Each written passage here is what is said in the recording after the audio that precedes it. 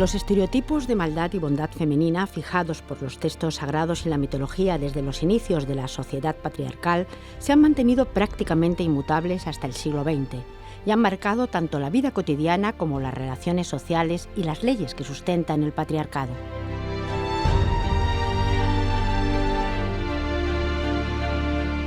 Las manifestaciones artísticas y la literatura, mayoritariamente masculinas, han contribuido a lo largo de la historia al sostenimiento de estos estereotipos esenciales y han contestado a los intentos de rebeldía femenina con la construcción de nuevos estereotipos, acordes con los cambios sociales.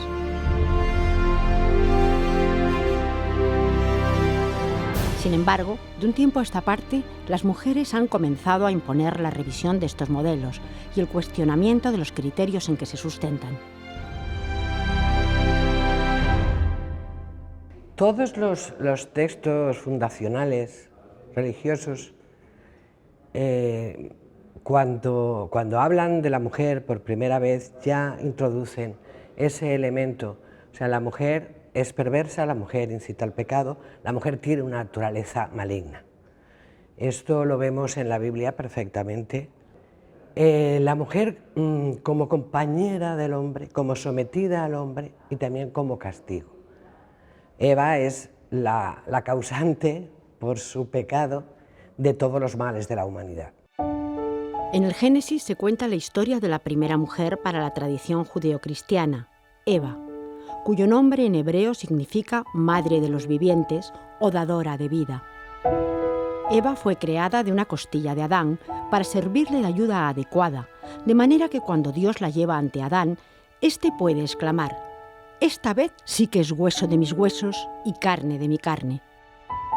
Por si no quedara clara la idea de que la mujer pertenece al hombre, vemos que después de la caída en el pecado por desobediencia y deseo de sabiduría, Dios le impone 3 castigos, el tercero de los cuales es el de ser dominada por el hombre como consecuencia directa del segundo, que no es otro que el deseo sexual. Hacia tu marido irá tu apetencia, y él te dominará, dice el Génesis 2:16.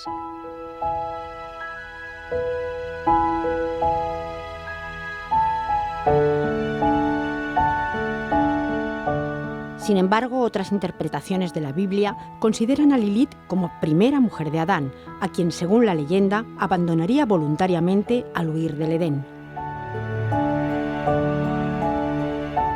La mujer maligna, el prototipo de mujer maligna, de monstruo, está ya también desde la Biblia. Pero claro, en la Biblia está apenas dibujado. Sin embargo, a partir de ciertas insinuaciones que aparecen en la Biblia, la tradición rabínica va a ahondar muchísimo en este tema, la mujer monstruo. Porque el personaje de Lilith, que aparece nombrado una sola vez en la Biblia, se convierte en un mito que la tradición patriarcal va a convertir en prototipo de todos los males. ¿Por qué? Porque Lilith es rebelde sexualmente, no se deja dominar por el varón y va, por tanto, a convertirse en demonio y madre de demonios. Al tratar de definir la función antropológica de la mujer en las sociedades arcaicas, creo que es necesario diferenciar entre las sociedades monoteístas y las sociedades politeístas. En las sociedades monoteístas, sabemos que hay un único Dios, que normalmente es masculino, y es él el que organiza socialmente la población y el que decide, al crear al ser humano, qué características y qué funciones va a tener. En el caso de las sociedades politeístas, esto varía. Podemos decir que hay una igualdad, más o menos igualdad, entre dioses y diosas, y lo que hace el hombre, el ser humano, cuando crea estos dioses y estas diosas, se ha dicho, normalmente la crítica dice, que lo que hacen es que transponen todas las cualidades o funciones que tienen las mujeres y los hombres en la tierra, ¿no? lo transponen en el plano divino. Así, de esa manera, las diosas tendrían las funciones que tienen las mujeres y los dioses las funciones que tienen los hombres.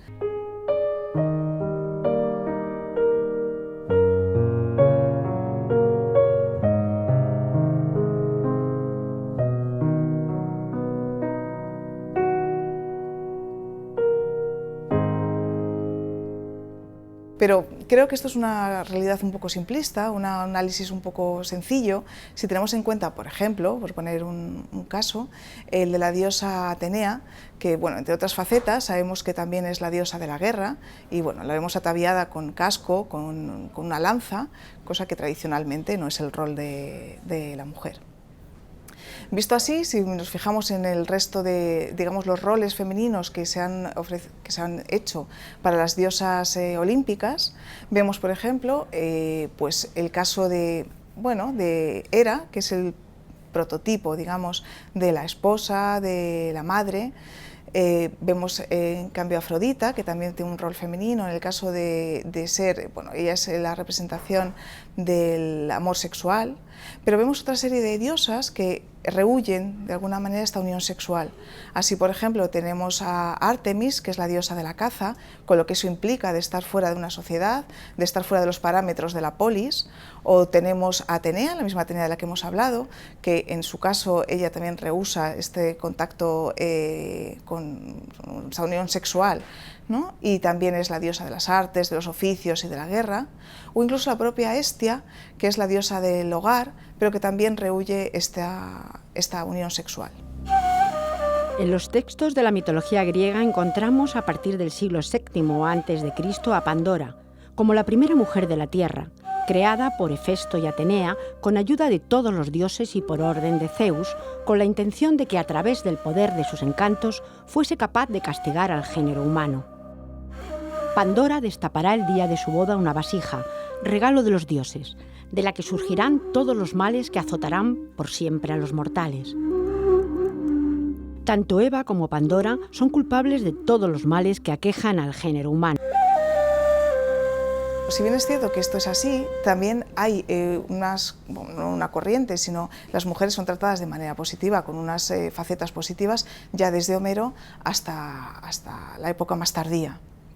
Así, por ejemplo, tenemos en el mundo de las heroínas, que son mujeres que no son reales, son mujeres ficticias, pero tampoco son diosas, en las que, bueno, hay una serie de cualidades que las representan. Así, por ejemplo, tenemos heroínas con una faceta muy positiva, como puede ser Yocasta, como puede ser Penélope, Andrómaca, Hécuba, ¿no? Que son mujeres, pues, digamos, heroínas, ¿no? Representadas con unos valores positivos, y también tenemos, bueno, pues otro tipo de heroínas que quizá no son tan positivas o que tienen facetas positivas y otras que se alejan un poco de este positivismo, ¿no? Como puede ser, por ejemplo, Fedra o incluso la propia Medea, ¿no? Que, como bien sabemos, pues en un momento determinado coge las artes mágicas que ella tiene en el momento en el que ella se siente en una situación acorralada.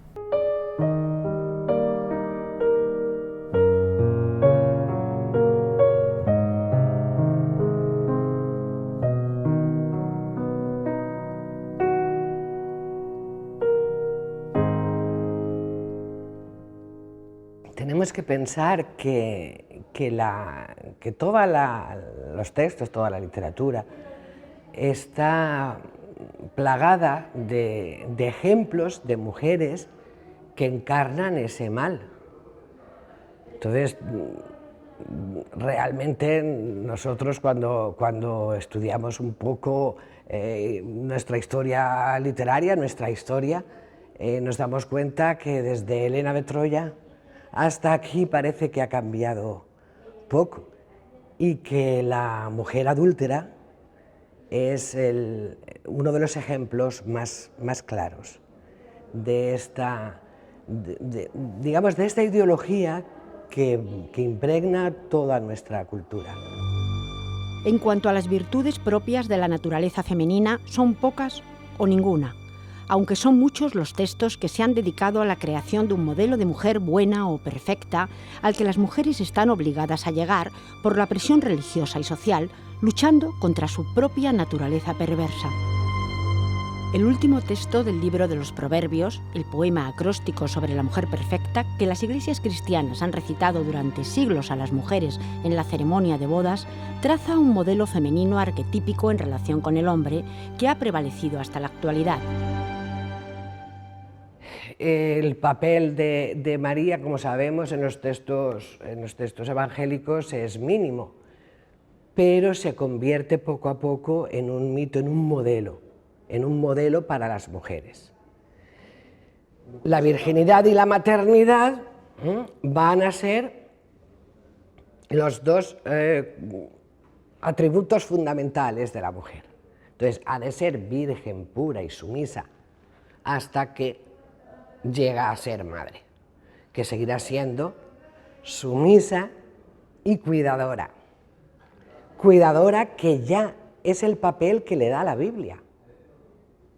Porque si recordamos este texto del libro de los Proverbios, esa mujer perfecta es una mujer que desde antes de que amanezca está trabajando para su familia, para su marido, y que llega la noche y sigue con la lámpara encendida porque sigue trabajando.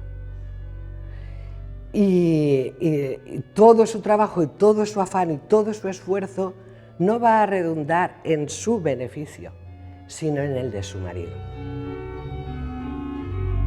El mito de la Virgen María como ideal inalcanzable de perfección cumple todas las exigencias del arquetipo: pureza, belleza, dulzura, obediencia, sumisión, abnegación, sacrificio y dolor callado. Pero sube a los altares cristianos no como mujer, sino como madre, porque desde la Biblia a las mujeres se les exige fecundidad. La elevada presión social sobre las mujeres en este sentido ha hecho que la carencia de hijos haya sido considerada como un fracaso personal por las propias mujeres que lo han vivido como una tragedia. Recuérdese el caso de Yerma de Federico García Lorca. Ya desde la Edad Media hay una diferenciación de clases en la atribución de la maldad o la bondad. Ya desde la Edad Media tenemos a la mujer de clase alta, noble, cortesana, recluida, con sus criadas, bordando y ocupándose del beneficio de su familia. Y las mujeres, las villanas, las de clase baja, trabajando, más libres, saliendo a la calle, moviéndose en medio de la sociedad. Es decir, eso ha estado ahí siempre. Y en los textos ya se ve cómo los autores alaban al primer tipo de mujer, encerrada, sumisa, y el peligro lo ponen, hacen hincapié en esas otras mujeres más libres, que se mueven más libremente. Aparece el estereotipo de ángel del hogar, un sintagma muy significativo, pues alude tanto a la condición de bondad asexuada de la mujer como al espacio privado y restringido en el que se sitúa a las mujeres buenas, que responden al ideal femenino de hija, esposa y madre perfecta. Lo que realmente se construye durante esos primeros periodos de la industrialización es un nuevo orden, ¿no?, del mundo, un orden burgués. Y en ese nuevo orden, en ese modo de vida burgués, que es el que se implanta como modelo, es donde más separación, incluso física, de espacios se produce para los hombres, que es la vida pública, los espacios exteriores, y los interiores, el hogar, como lugar de reclusión de la mujer. Entonces, esta separación absoluta de roles y de espacios va a continuar hasta casi nuestros días.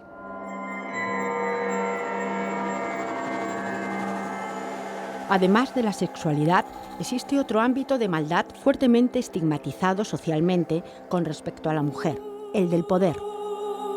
La antropóloga Dolores Juliano hace una interpretación del cuento La Cenicienta como la reivindicación del derecho de la mujer a obtener poder y riqueza por medios mágicos, lo que supondría que la Cenicienta podría ser una contrapartida a la persecución de brujas desatada en Europa entre los siglos XVI y XVIII.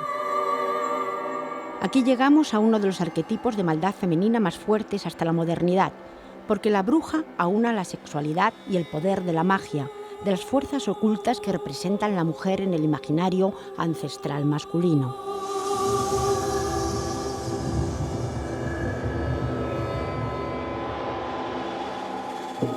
Los debates literarios sobre la mujer presentan dos posturas opuestas. Por un lado, la tendencia idealista que ve a la mujer como expresión de la perfección y la considera un elemento ennoblecedor de la vida del hombre, mientras que, por otro lado, los moralistas culpan a la mujer de ser la causa del pecado y de la perdición de los hombres. Los autores del siglo XV están presos de una contradicción insalvable. La perfección del hombre consiste en amar a la dama perfecta, pero la perfección de la dama parece estar basada precisamente en su desamor, ya que el amor la haría igual a las demás mujeres, es decir, la haría caer en la imperfección. Será vana su buena suerte conmigo. Ya ves, solo horas nos faltan para la boda y te asaltan vanos temores. Testigo me es Dios que nada por mí me da pavor mientras tenga espada y ese hombre venga cara a cara contra ti.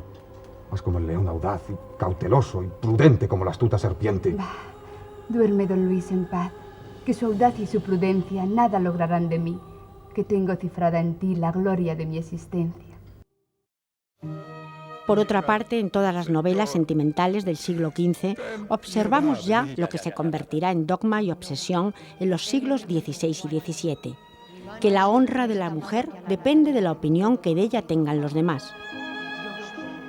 Por ello, las damas encuentran en la crueldad la única protección para defenderse del implacable castigo social que caería sobre ellas si diesen sus favores a los amantes. Las representaciones femeninas de esta época suelen responder a dos tipos opuestos: el de la dama cortesana, cruel y perfecta, y el de la mujer vulgar, que por su sensualidad y malicia solo puede causar la perdición moral del hombre. Hay, pues, una distinción de clase social entre buenas y malas que corresponde a su condición de nobles o plebeyas respectivamente. Las nobles, que permanecían recluidas en sus casas o castillos, eran para los autores modestas, piadosas, silenciosas y amantes de la soledad. Las plebeyas, por el contrario, eran inmodestas, habladoras y pasaban el día en la calle.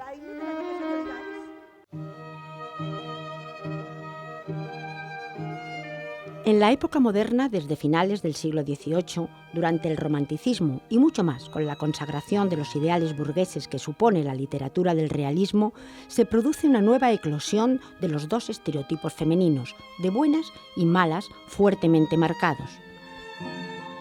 Para algunas investigadoras, la modernidad que comienza en el siglo XVIII con la Ilustración es el periodo más funesto de la historia para las mujeres, porque el culto a la razón excluye a la mujer de toda consideración positiva por su asociación con la naturaleza, lo irracional y salvaje. El periodo neoclásico le negará a la mujer la virtud o atributo máximo, la razón, al tiempo que le inventa en contraposición, para justificar la capacidad femenina que no puede negarse, una especie de sucedáneo que la adorna hasta la actualidad, la intuición. Comienza así un largo periodo de misoginia científica, tal vez más excluyente que la religiosa que imperaba anteriormente. Observamos en la literatura del siglo XIX una literatura que llamativamente, sobre todo la literatura realista, llamativamente está formada por una infinidad de títulos que llevan nombre de mujer, y casi todas estas mujeres son adúlteras. Y todas van a recibir un castigo. Entonces, esto nos tiene que hacer pensar en que algo hay ahí que se le está diciendo a la mujer, que es mucho cuidado. Cierto es que desde siempre la mujer adúltera es un personaje literario recurrente. Basta con pensar en Helena de Troya o la Reina Ginebra, pero nunca antes había sido tratado de una forma tan persistente como en el siglo XIX. Una de las consecuencias del nuevo orden burgués es la puesta en marcha de los mecanismos necesarios para la preservación de los bienes familiares. Y puesto que el matrimonio es un pacto que garantiza la legitimidad de la descendencia, la esposa adúltera, al romper el pacto, se convierte ahora, en el Código Penal, en criminal, pues pone en peligro la legitimidad de la herencia y, por tanto, el equilibrio de la sociedad burguesa. Al mismo tiempo que se consolida ese concepto del ángel del hogar como ideal, esa mujer que es niña sometida al padre en la adolescencia y la juventud, y del sometimiento al padre pasa al sometimiento del marido, frente a este ideal que nos están planteando todos los textos, nos encontramos con la creación de los grandes personajes malignos. Frente a esta mujer está la mujer fatal, que encarna todos esos males, todos esos atributos negativos que desde Lilith se han ido aumentando y consolidando en el imaginario colectivo. Y es que es muy curioso, porque la mujer fatal, como concepto, como personaje, aparece contrapuesto al ángel del hogar. Los castigos recibidos irán desde la exclusión social a la muerte. Toda esta literatura tiene un matiz moralizante dirigido a los hombres y encierra una advertencia para las mujeres, incluso la propia Madame Bovary de Flaubert. El XIX es además el siglo en el que las mujeres poco a poco comienzan a transigir el veto de la producción y progresivamente se normaliza, no sin cierta polémica, la figura de la mujer escritora, muchas de ellas, como el caso de George Sand, de las hermanas Brontë o de George Eliot. Casi nadie sabe que, por supuesto, George Eliot, que es un nombre de varón, era una mujer que se llamaba Mary Ann Evans. Y hasta tal punto que se sigue hablando de ella como George Eliot, figura en todos los manuales de literatura como George Eliot, y hablamos siempre de George Eliot como, con su nombre de varón, Jorge, cuando era Mary Ann Evans. Y esto mismo ya indica algo, indica una mujer que asume y tiene perfectamente claro que si va a firmar su obra con su nombre de mujer, va a ser valorada conforme a los criterios de excelencia que se aplicaban a las mujeres. Y entonces las mujeres tenían un abanico de posibilidades muy reducido, desde el punto de vista temático y además desde el punto de vista de tratamiento. La novela femenina se consideraba que tenía que ser una novela educativa, moral, que inculcara valores, que se redujera a lo que se suponía que conocían solamente las mujeres. Quiero decir que solo ese ámbito era el conocido por las mujeres, que era el doméstico, y en cuanto pretendían hablar de otros temas se las ridiculizaba o se alegaba su ignorancia, su falta de experiencia, etc.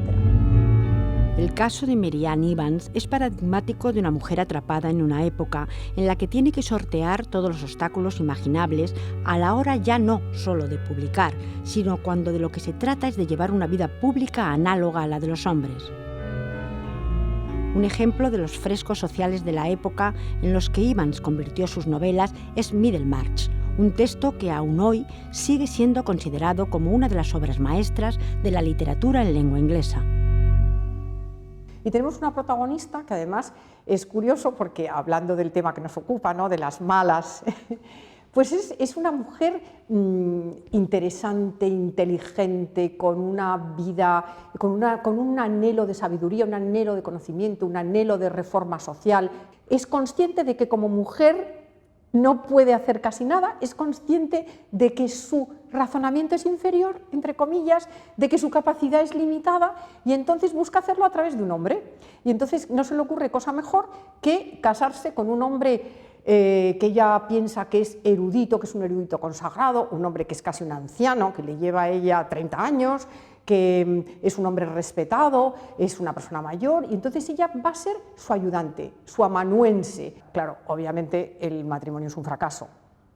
Y la voz narrativa, además, con muchísima ironía, va hablando de ella y dice: pobre Dorothea, que se llama así, pobre niña, y va como riéndose un poco de ella, de sus aspiraciones, tal. Luego además ella es criticada pues porque se sale de lo convencional, porque no se resigna a una vida pues normal, entre comillas, que es casarse, tener sus hijos y tal, y entonces sufre un poco como el ostracismo y la crítica de los que le rodean, ¿no? O sea, que esa es la mala, digamos, la persona, la mujer que tiene aspiraciones y que quiere hacer algo importante con su vida.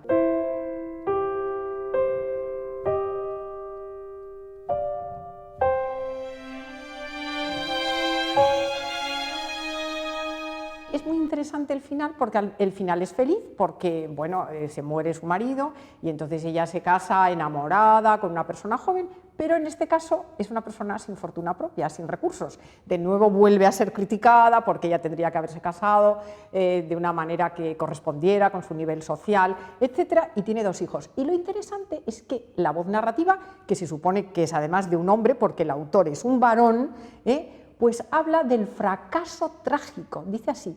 Y Dorothea termina su vida olvidada en una tumba desconocida. O sea, fíjate qué interesante, y ese es el final de la novela. O sea, es el castigo a una mujer que, aunque al final el desenlace, como digo, es un final feliz, pero se entiende su vida como un castigo a esas pretensiones de hacer algo por cuenta propia. En Escenas de la vida parroquial, otra de sus novelas, Ivans se vuelve a adelantar a su tiempo, abordando de una manera sorprendentemente moderna y actual el tema de la violencia de género. Y además es muy interesante porque retrata un matrimonio feliz, un matrimonio que se casan enamorados, y cómo el amor se va erosionando y se va degradando, y cómo la mujer no entiende lo que ocurre y entonces siempre incurre en la ira del marido, no sabe cómo darle gusto, empiezan por los insultos, luego sigue por la violencia física, y entonces es interesantísima porque ella primero como refugio, como anestesia después de las palizas, después de una paliza empieza a beber, como ella acaba bebiendo, acaba cayendo en la bebida, como le ocurre a tantas mujeres, escondida, y entonces acaba culpabilizándose ella a sí misma, y entonces se centra la novela en el arrepentimiento de ella, como si ella ha asumido la culpabilidad, ella ha asumido el estigma social que acaban produciendo estas situaciones. Y entonces, pues bueno, al final su vida acaba convertida, redimida, haciendo obras de caridad. A finales del siglo XX y en la primera década del XXI, observamos que algunas obras literarias escritas por hombres comienzan a cuestionar estos modelos femeninos, al tiempo que las escritas por mujeres los combaten abiertamente. Simbólicamente, la mujer objeto se ha convertido en sujeto, haciendo suyo el poder masculino emblemático de la palabra, y así, por siempre y para siempre, sea su voz quien defina su esencia.